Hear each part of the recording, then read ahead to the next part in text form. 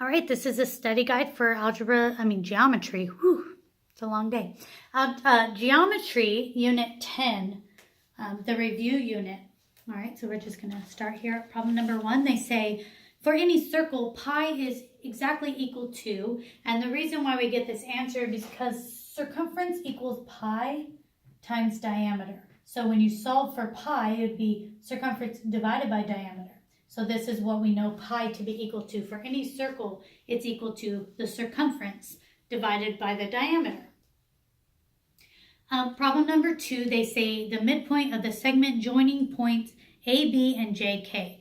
So if you'll remember, the formula for midpoint is you add your x's, x1 plus x2, and divide by 2, and your y's, y2 and y1, whatever, over 2. So this is your equation. So very simple, your x points are, remember a point is always x, y. All right, so your x's are A and J, so it's going to be A plus J or J plus A, it really doesn't not matter, and B plus K over 2. Either way, A plus J over 2, B plus, or if it says J plus A, it has to say K plus B, but either way will work. Problem number 3, they say the altitude of an equilateral triangle is 7 square roots of 3 units long. The length of one side of the triangle is how many units? So the key here is that it's an equilateral triangle, because an equilateral triangle, all sides are equal and all angles are equal. So in a triangle has 180 degrees. So if that's divided by 3, it's 60. So that means an equilateral triangle, all angles are equal to 60. So when we draw the altitude, which is a line from the center of the base up the middle, it cuts this to a 30. It makes a 90-degree angle here. So we end up with a 30, 60, 90-degree angle. So if you'll remember, in a 30, 60, 90, the short leg, which is opposite the 30-degree angle, which is here, is A. The long leg is opposite the 60-degree angle. It is equal to the short leg times square roots of 3. And C is the hypotenuse opposite the 90-degree angle, and it is always equal to 2 times A. So they give us, in this equation, B. They tell us B is 7 square roots of 3. So if it's 7 square roots of 3, then A is 7. So that would be 7, making the hypotenuse twice that, which is 14. So every side of this equilateral triangle is 14 inches long. Number 4, they ask, which of these is an undefined term of geometry? Which of the following is a defined term, the only defined term? So the 3 I've listed here, point, line, and plane, are known as the 3 undefined terms of geometry. So point, line, and plane are undefined. The only option here that's actually defined is an angle. Number 5, they say the intersections of 2 planes is a what? So this is just one of your theorems, and I didn't look exactly which one, but the theorem says two planes intersect in exactly one line. So if 2 planes meet, it's in one line. And then which of the following items, number 6, can be measured? All right, so this is why point, lines, and planes aren't really defined, is because a plane can extend in any direction, okay? If it's a tabletop, it has an ending point, but you can have planes that can't be measured. A line extends in both directions, so it can't be measured. A ray has one endpoint, but does extend in one direction. But then you have a line segment that has 2 distinct endpoints. So that one can be measured because it has 2 distinct endpoints. Problem number 7 says that ray OX bisects angle AOC. All right, so I have an angle here, AOC, and then this ray OX is bisecting it. Now the key word here is bisects, because bisects means cuts it in half. All right, so they say angle AOX, which is right here, equals 21. Well, if it bisects it, it cuts it in half. That means the other half also has to be 21. So altogether, AOC is 21 plus 21, which is 42 degrees. All right, number 8, they try to get a little tricky here. They say triangle ABC side AC equals side BC. So that's why I have these marks. They're equal to each other. And angle C equals 62 degrees. The longest side of the triangle is what? Okay, so the longest side of a triangle is opposite the biggest angle. So we need to find out which one's the biggest angle. Now, if side AC equals side BC, that means the angle opposite them has to be equal. So how many degrees are in a triangle altogether is 180. So you need to take the 180 degrees that are in there and minus the 62, right? So we're going to borrow 8. 118. So you're going to say, okay, out of these, I take out 62, I have 118 degrees left. That has to be split evenly between A and B because they're equal. The sides opposite them are equal, so they have to be equal. So 118 divided by 2 is 59. That means this angle has to be 59 and that one has to be 59. So the longest side is opposite the biggest angle. The biggest angle is 62, so this is the longest side over here. AB is going to be the longest side. Number 9 says point T is the midpoint of JH. I read that wrong. All right, is the midpoint of JH. The coordinate of T is 0, 5, and the coordinate of J is 0, 3. What is the coordinate of H? Okay, so this is in the middle of these two. So there's one spot between here, right? 0, 4. So that means between here there's going to be one spot, 0, 5. So this point's going to be 0, 7. Very easy, but don't get mixed up thinking they're giving you the midpoint, the end points, and you need to find the midpoint, all right? All right, problem number 6 is about the how many degrees are in the inside of a pentagon. They say 4 angles of a pentagon have measures of 85, 90, 100, and 115. The smallest of all exterior angles measures is what? So the thing about exterior angles, so a pentagon looks like this, like a house. Exterior angles are supplementary to their adjacent interior angles, all right? So we need to know for the smallest exterior, it's going to be supplementary, which means it's going to add to 180 with the biggest interior angle. The problem here is they've only given us 4 interior angles, but a pentagon has 5 angles. All right, so we need to find what's the last angle is worth. So the formula for this is the number of sides minus 2 times 180. This will tell you how many degrees should be in there altogether. So there's 5 sides in a pentagon, so 5 minus 2 is 3. So you need to go 180 times 3, which is 540. All right, so take 540 and subtract all of these angles. So go 540 minus 85, minus 90, minus 100, minus 115. What you have left is 150. So the last angle in this is 150 degrees. So the smallest exterior angle is going to be next to the biggest interior. The biggest interior angle is 150. So this one's going to be 180, which is supplementary, right? 180 minus 150. So the smallest exterior angle is going to be 30 degrees, all right? Number 11 through 21 are all true and false. So we're just going to go through them one at a time and talk about them. And I will start now. All diagonals from a single vertex of a hexagon are drawn. 4 triangles will result. Okay, so that formula I just told you where you go number of sides minus 2 times 180 is because whatever figure you draw, which in this case they tell you a hexagon, if you go to one vertex and draw all the diagonals, you end up with 2 less triangles than there are sides. So yes, you end up with 1, 2, 3, 4. That's why you do number of sides minus 2, because that tells you how many triangles are in there.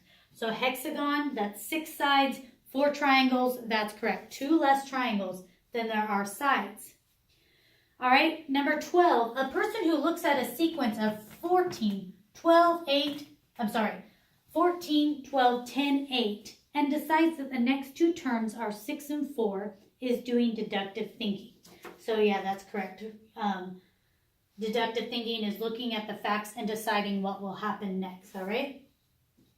Number 13, if P then Q is a conditional statement, all right? So a conditional statement is a statement that says if and then. So to say if P, then Q, right? They say, what is the converse of this? Would the converse of this be if Q, then P? So remember converse, inverse, and contrapositive. Inverse means you would flip them.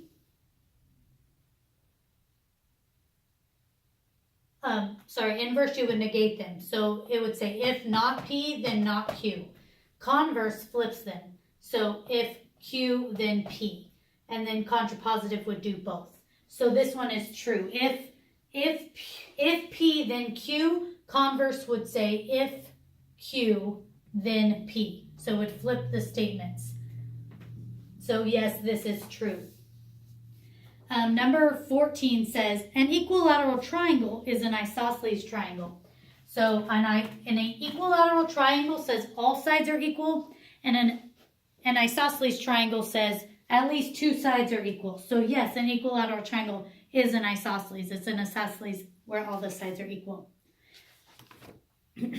Number 15, a circle with a circumference of 10 has an area of 100.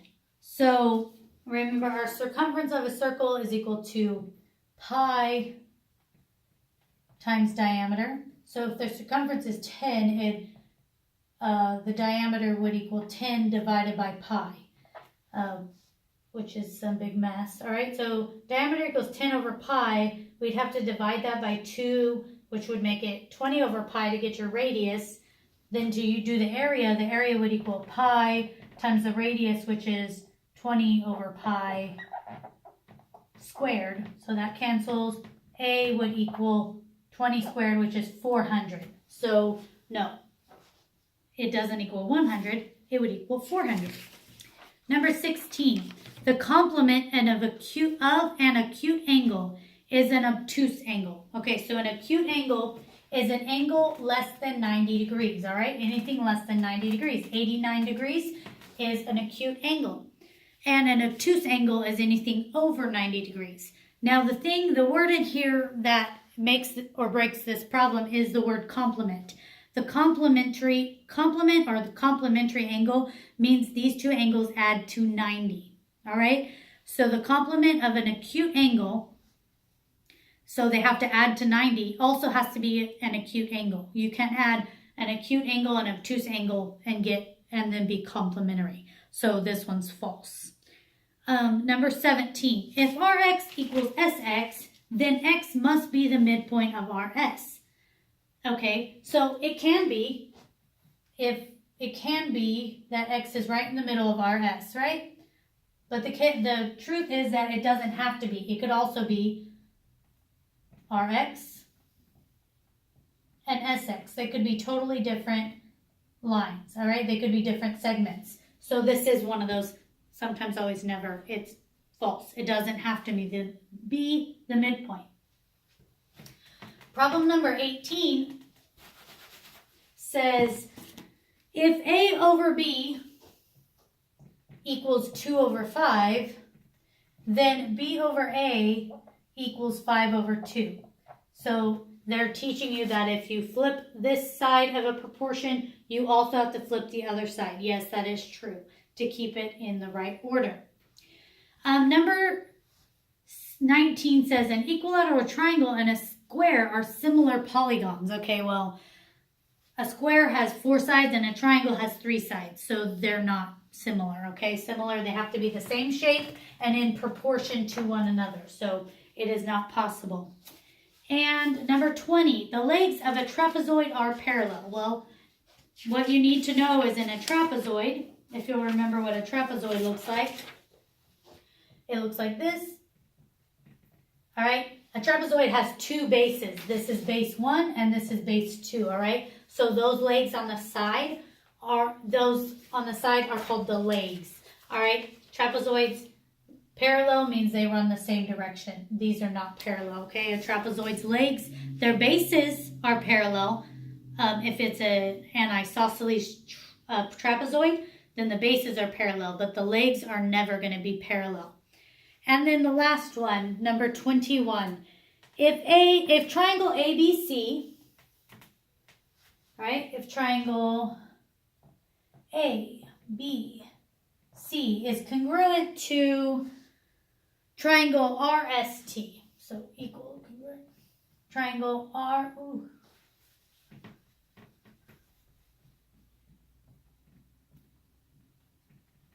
All right, then triangle STR is congruent to BCA.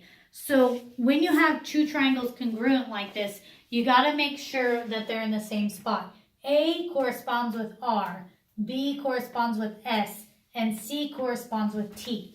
That they're in that order on purpose. So you can't just switch it around unless you keep it in order. So they say STR. So they switch this to ST and they put the R in the back.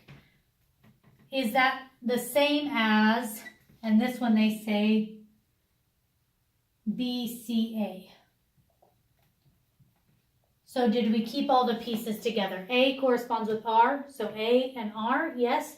B corresponds with S, S and B, yes. And C and T, C and T. So yeah, they kept all the right letters in the corresponding spots. So yes, they are congruent. All right, problem number 22. They ask, the coordinate of the midpoint of segment AB is -3, 2. Find the coordinate of A if the coordinate of B is 0, 2. So they give you the midpoint, and they want you to find the other point that goes with it. Remember, the midpoint is your x's added and divided by 2. So you ask yourself on this first point, what is -3? -3 is half of what? Well, -3 is half of 6. -6. So what did I have to add to 0 to get -6? I had to add -6. All right, 2 is half of what?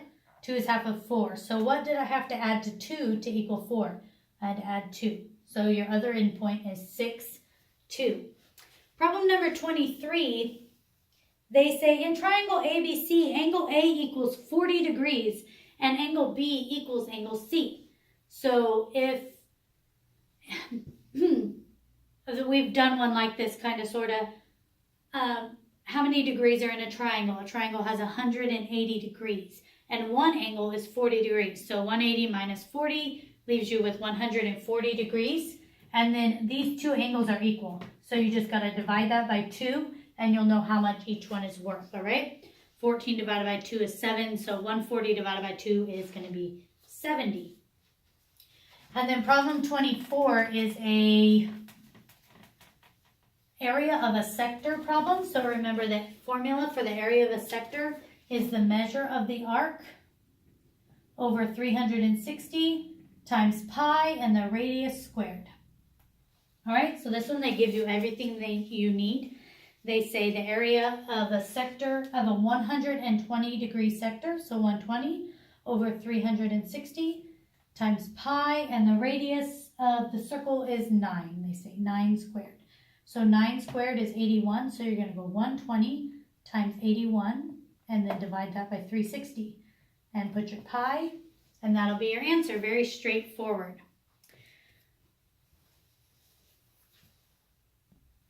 The last problem on this, number 25, is a proof.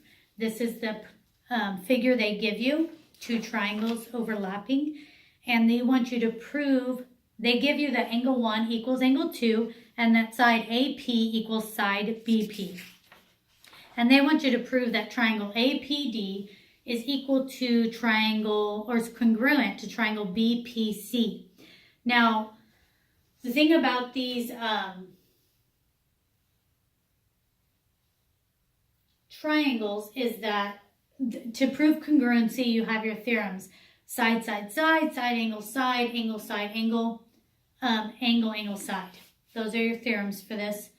And so we got to use one of those. Well, we already know angle 1 equals angle 2 and side AP equals BP. So we're going to put those in first as our given. Angle 1 equals angle 2, comma, BP equals PAP, right? I think that's right. That's our given.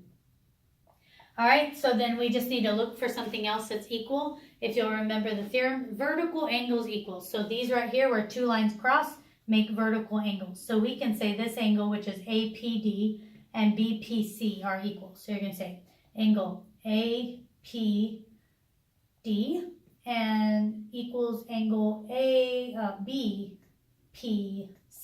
And that's because vertical angles equal. Angles equal like that. So now we have angle, and there's that side right there that's equal to each other. So we've proved these are congruent by angle, side, angle. This side is between the two angles. So we're going to say that means triangle. What are we trying to prove? APD is congruent. So you put the equal sign a little swirly over the top. APD is equal to BPC, congruent to by angle, side, angle. Very simple proof they got there. All right, do your very best on this test, and I am sure you will all do fantastic.